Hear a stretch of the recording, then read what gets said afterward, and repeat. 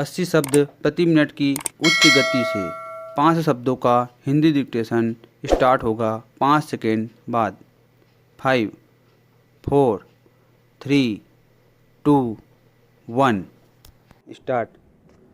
महोदय, पर्यावरण से तात्पर्य किसी एक व्यक्ति के परिवेश से नहीं, वरन व्यक्ति के, समाज के, राष्ट्र के और इस सारी पृथ्वी के ही परिवेश से है, जिसका प्रभाव व्यक्ति, समाज, राष्ट्र और सारे विश्व पर पड़ता है।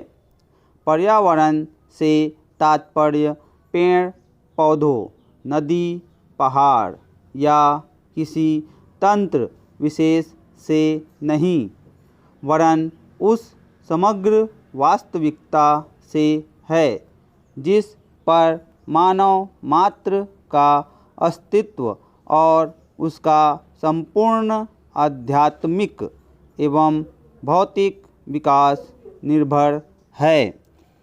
अस्तित्व केवल शारीरिक स्वास्थ्य ही नहीं, मानसिक भी। स्वस्थ शरीर में स्वस्थ मन ही अच्छे स्वास्थ्य की परिभाषा है। शारीरिक स्वास्थ्य हमारे आहार पर निर्भर है, जिसका स्रोत इस पृथ्वी का जल, थल, वायुमंडल है। मानसिक स्वास्थ्य भी प्रकारांतर से इन्हीं पर निर्भर है, क्योंकि जैसा खाए अन्य वैसा बने मन।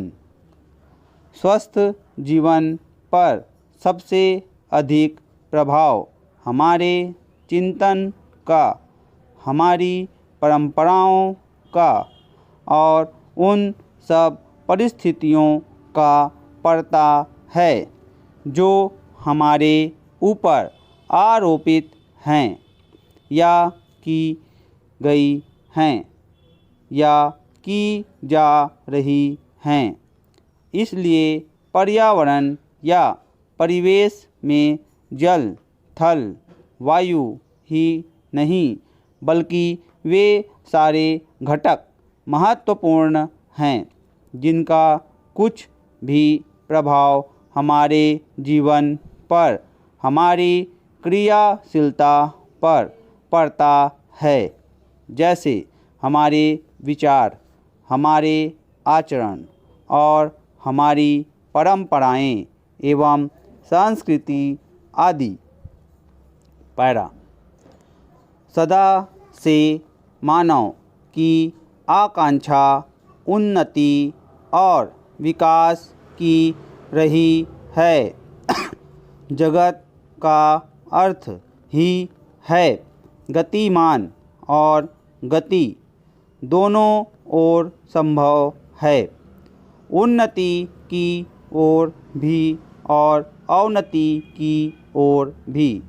पहली को हम प्रगति कहते हैं, दूसरी को अगति, विगति, अधोगति या दुर्गति कह सकते हैं।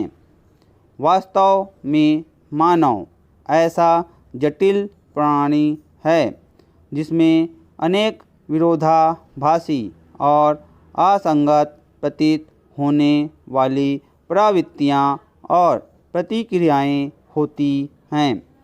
वह कानून और व्यवस्था की मांग करता है, किंतु चलचित्र, दूरदर्शन आदि में स्वतः भड़की हिंसा या खेलों में युक्तिपूर्वक की गई हिंसा अथवा अनीति से मंत्र मुग्ध भी हो जाता है। मनुष्य अपनी ही जाति या वर्ग के व्यक्तियों के प्रति प्रायः बहुत अधिक प्रतिद्वंद्वी होता है, किंतु कोई बाहरी खतरा उपस्थित होने पर उनके प्रति हद से ज़्यादा सहयोगी बन जाता है। वह सड़कों पर या युद्धों में सामूहिक विनाश के प्रति उदासीन रहता है, किंतु किसी खान में फंसे हुए एक व्यक्ति या किसी कुएं में गिरे हुए एक बालक की रक्षा करने के लिए ढेरों साधन जुटा लेता है। कुछ विद्वान कहते हैं कि मनुष्य बंदर की संतान हो या ना हो, किंतु उसमें खालिस बंदर की द्वैध प्रकृति प्रायः ही होती है। उसमें शाकाहारी बंदरों की भांति वृक्षों में उछल कूद करने की प्रवृत्ति तो होती ही है, साथ ही ऐसे बंदरों की स्वाभाविक जिज्ञासा भी होती है जो अत्यंत संगठित गिरोहों में रहते हैं और भांति भांति का मांस खाने में मज़ा लेते हैं, परंतु मनुष्य की ऐसी परस्पर विरोधी इच्छा आकांक्षाओं से निपटना असंभव होता है। फिर भी किसी प्रकार का संतुलित मध्यम मार्ग अपनाना अनिवार्य होता है।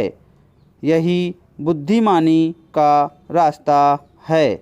विद्वानों ने मानव की मूलभूत आवश्यकताओं को 5 स्तरों में रखा है। स्टॉप।